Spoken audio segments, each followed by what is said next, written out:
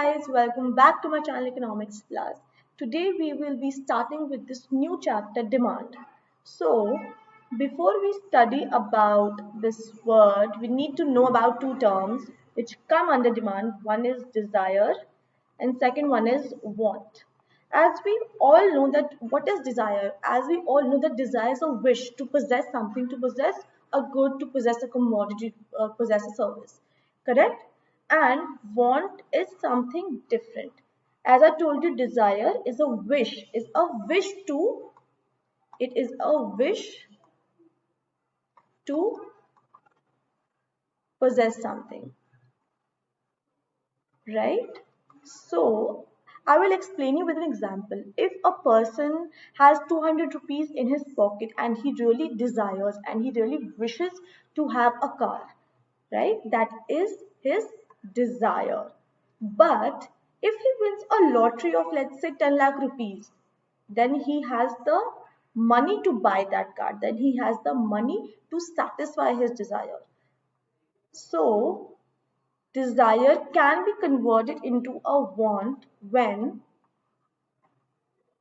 the person is in a position to satisfy it.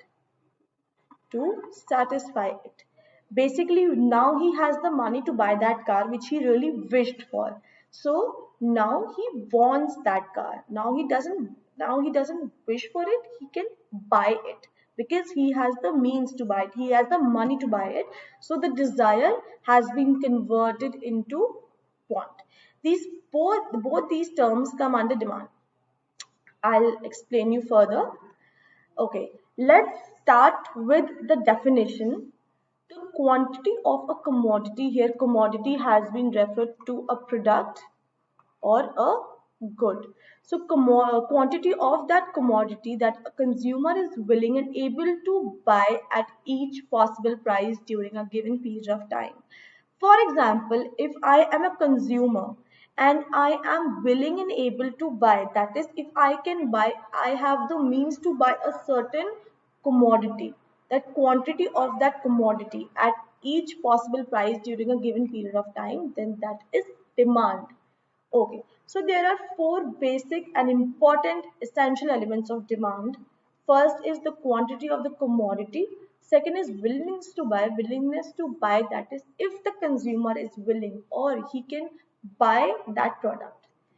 Third, price of the commodity, whether the consumer is able to pay the price of that commodity and period of time at that period of time.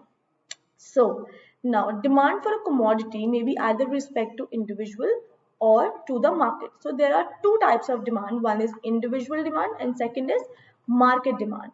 So individual demand refers to the quantity of a commodity that a consumer, sorry,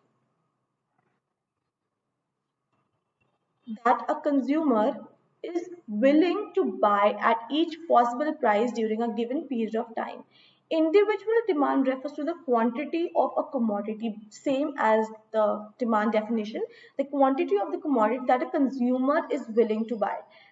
Here we are talking about one single consumer, that is, we're talking about the individual demand of each consumer which he is willing and able to buy at each possible price during a given period of time.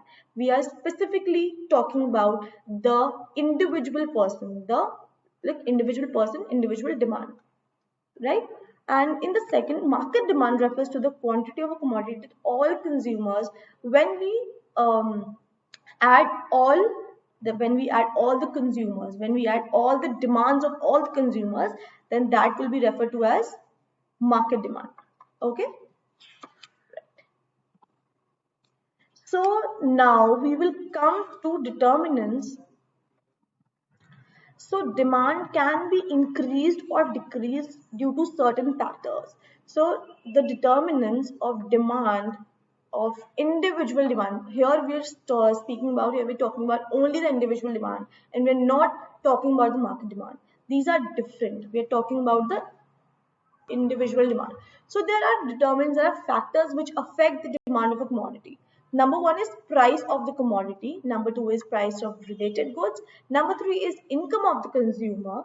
Number four is tastes and preferences. And number five is expectation of change in the price in future. We will study deeply about these subtopics, these determinants in the next slide.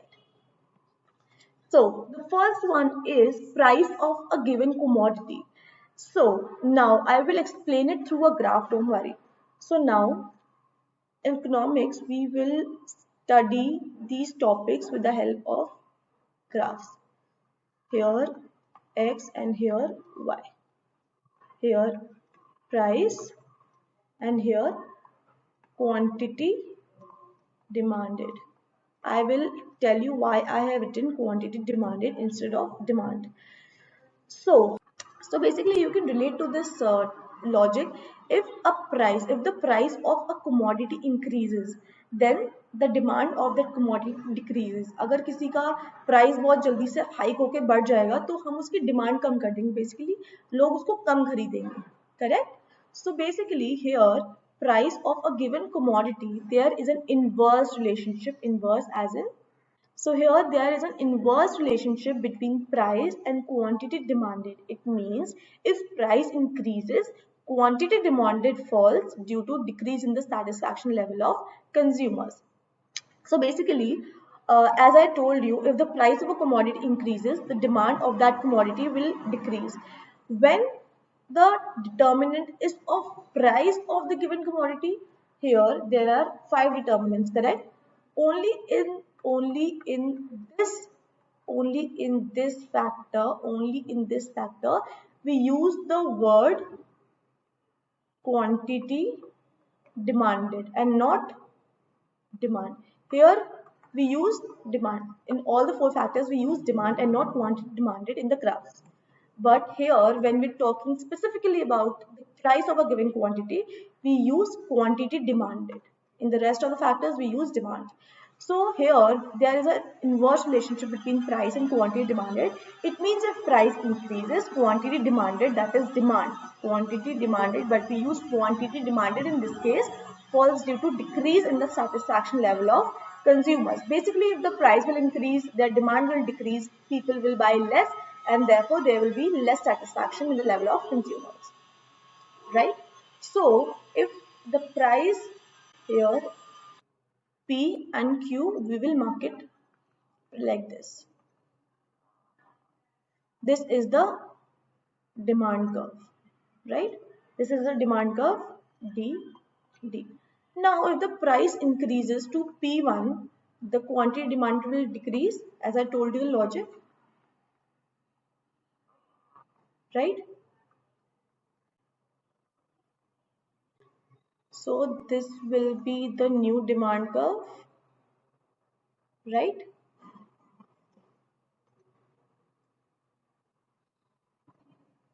So if the price will increase, quantity demanded will decrease. So this is the demand curve. Demand curve is the downward sloping curve. Okay. Coming to the second determinant, which is price of the related goods. Price of related goods. Related goods are the goods in which change in price of one good causes a change in the demand for other goods. There are 2 types, substitute goods and complementary goods. So basically substitute goods वो goods होते हैं which can be used in place of one another for the satisfaction of a particular want, like tea and coffee. Substitute goods are those goods which we can substitute, which we can use in place of one another. Like if we're not consuming coffee, there is a substitute for coffee, that is tea. If we are not having CD, we can use DVD. If we are not using pen, we can use pencil. So basically, the next example is rice and wheat. If we are not using rice, we can use wheat. So basically, इसमें ये होता है कि अगर एक का price decrease या increase होता है तो सेकंड सब्स्टिट्यूट गुड की डिमांड में चेंज आता है. सो बेसिकली इसमें ये होता है कि अगर एक सब्स्टिट्यूट गुड के प्राइस में इंक्रीज और डिक्रीज होता है तो दूसरे की डिमांड पे अफेक्ट पड़ता है. For example let's say if we take an example of tea and coffee. अगर टी का प्राइस बढ़ गया, तो उसकी डिमांड कम हो जाएगी, लोग उसको कम खरीदेंगे, देयरफॉर कॉफी की डिमांड बढ़ जाएगी. अगर टी का प्राइस बढ़ गया तो लोग उसे कम खरीदेंगे, इवेंचुअली फिर लोग कॉफी पे स्विच करेंगे, तो कॉफी की डिमांड ऑटोमेटिकली बढ़ जाएगी. जस्ट एक और एग्जांपल लेते हैं, राइस एंड व्हीट. अगर राइस का प्राइस बढ़ गया तो लोग कम खरीदेंगे, तो उसकी डिमांड कम हो जाएगी, इवेंचुअली लोग किस पे स्विच करेंगे, व्हीट पे, तो व्हीट की डिमांड ऑटोमेटिकली इंक्रीज हो जाएगी. अगर किसी सब्स्टिट्यूट गुड का प्राइस बढ़ जाएगा तो लोग उसको कम खरीदेंगे और उसका सब्स्टिट्यूट ज्यादा खरीदेंगे. As in the complementary goods, these are the goods which are used together. For example, tea and sugar, car and petrol, pen and refill. ये मैं आपको एग्जाम्पल्स बता रही हूँ, ठीक है, कि बेसिकली कैसे कैसे यूज हो सकते हैं. कॉम्प्लीमेंट्री गुड्स में होते हैं कि जो एक दूसरे को कॉम्प्लीमेंट करते हैं, the goods which complement each other, in which the goods have to be used together. For example, tea and sugar. Without sugar we can't make tea, correct? So if the price of tea increases, तो जब T का price बढ़ जाएगा तो लोग T क्या करेंगे, कम खरीदेंगे. इस वजह से शुगर की भी डिमांड कम हो जाएगी. क्यों? क्योंकि लोग शुगर भी कम खरीदेंगे. जैसे कि कार एंड पेट्रोल. अगर कार का प्राइस बढ़ जाएगा, कार के प्राइसेस बढ़ जाएंगे, तो उसकी डिमांड ऑटोमेटिकली कम हो जाएगी. और जब कार ही नहीं लोग खरीदेंगे तो फिर ऑटोमेटिकली पेट्रोल की भी डिमांड कम हो जाएगी. एज सिमिलरली, अगर पेन का प्राइस बढ़ जाएगा, अगर पेन के प्राइसेस ज्यादा हाइक एकदम से बढ़ जाएंगे तो पेन की डिमांड कम हो जाएगी और फिर रीफिल को भी कोई नहीं पूछेगा. तो कॉम्प्लीमेंट्री गुड्स में ये होता है कि अगर एक कॉम्प्लीमेंट गुड का प्राइस बढ़ जाता है तो दूसरे की डिमांड भी ऑटोमेटिकली कम हो जाती है. लेकिन सब्स्टिट्यूट गुड्स में अगर एक सब्स्टिट्यूट गुड का प्राइस बढ़ता है तो दूसरे की डिमांड बढ़ जाती है, right? Third determinant is income of the consumers. Now, there are two factors, there are two terms which you need to understand. One is normal good and second is inferior good. क्या होते हैं? What are normal goods? What are inferior goods? If the given commodity is a normal good, then increase in the income leads to rise in its demand, while a decrease in income reduces the demand. So I'll tell you what actually is normal good and inferior goods. So basically, if my income is, let's say, 10 rupees, right? If my income, let's say, 10 rupees, and inferior goods, see, normal goods को हम बोलते हैं superior goods.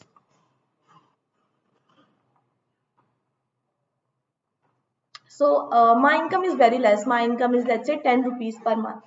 So what will I buy? I will buy inferior goods, right? अगर मेरी income कम है तो I will buy inferior goods, जो कि बहुत ही cheap goods होते हैं. Cheap wheat, cheap rice, cheap ration. I will buy those goods, right? But in case my income will increase, so definitely what will I buy? I will buy normal goods, that is the superior goods. Good quality products, good quality rice, good quality wheat, good quality sugar, right? So if the given commodity is a normal good, then an increase in income leads to rise in its demand, while a decrease in income reduces the demand. अगर मेरी income बढ़ जाती है, अगर income of the consumer, अगर मेरी income बढ़ती है तो मेरी नॉर्मल गुड की जो डिमांड है दैट विल इंक्रीज, एंड अगर मेरी इनकम कम हो जाएगी तो my demand for normal good will decrease. Similarly, if the given commodity is an inferior good, then an increase in income reduces the demand.